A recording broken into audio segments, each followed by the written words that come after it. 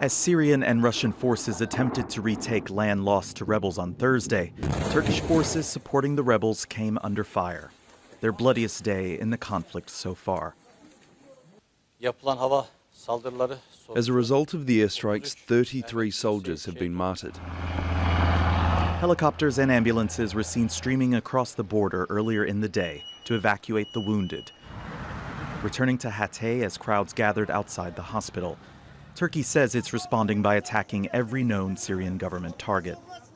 Turkish armed forces using with the missiles and also at the same time the artillery forces from the border are strongly hitting the air defense systems and many ammunition depots of the regime forces. The situation which the opposition was being back the Turkish armed forces will change everything, because from now on we will see not only the opposition on the ground but also the maneuver and the firepower of the Turkish armed forces, including the air force. İdlib'de de gelişmeler.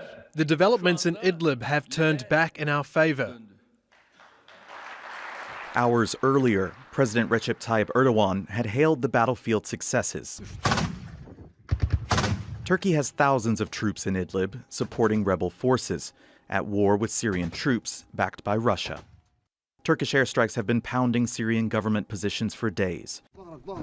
A de-escalation zone agreement between Turkey and Russia, signed in 2018, was intended to prevent such fighting and protect 4 million civilians living there.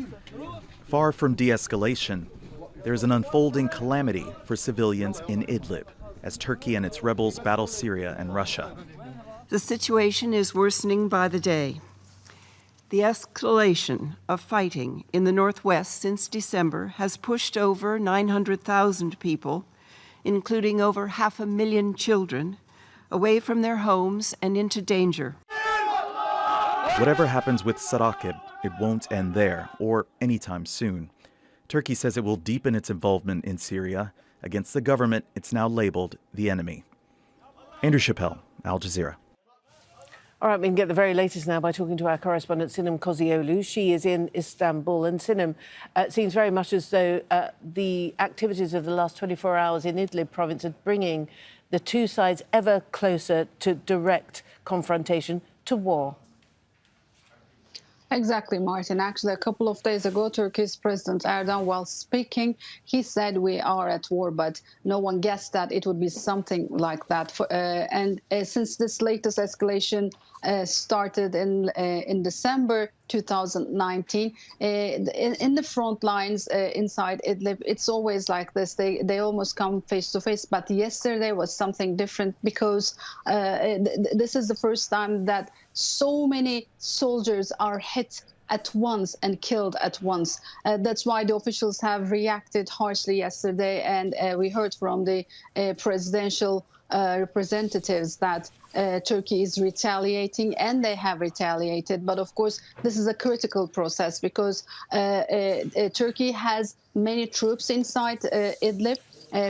First, the troops went there based on the Sochi agreement and Astana agreement that Idlib would be a de-escalation zone, and Turks and Russians would establish military observation posts to observe the possible violations of the de-escalation. But after the latest tension, Turkey deployed more reinforcement, more troops, but I have to tell that the airspace is closed by the Russians and the Syrian regime. So whatever success the Turkish forces and the rebels gain on the ground, there is always this possibility, like it happened yesterday. Right. They can hit, either the regime and Russians can hit from air, and there is no way out for them. OK, Sinem, I just want to ask you, and if you could answer as briefly as possible, please, what is the nature of the operation, of the Turkish operation now against what it's calling all known Syrian targets? Do we have any detail as to how this operation is unfolding?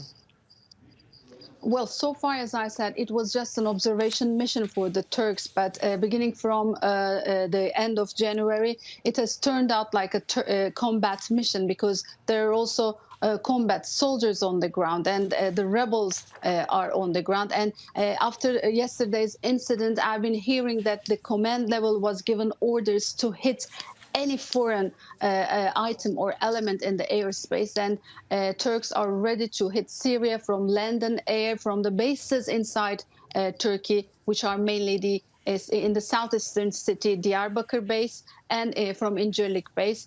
Today we will be learning more about the military mission, how they're going to conduct, how they're going to respond. But it turns out Turkey will retaliate at any means from now on, because the military is also very angry and the motivation of the soldiers over there is very down, Martin.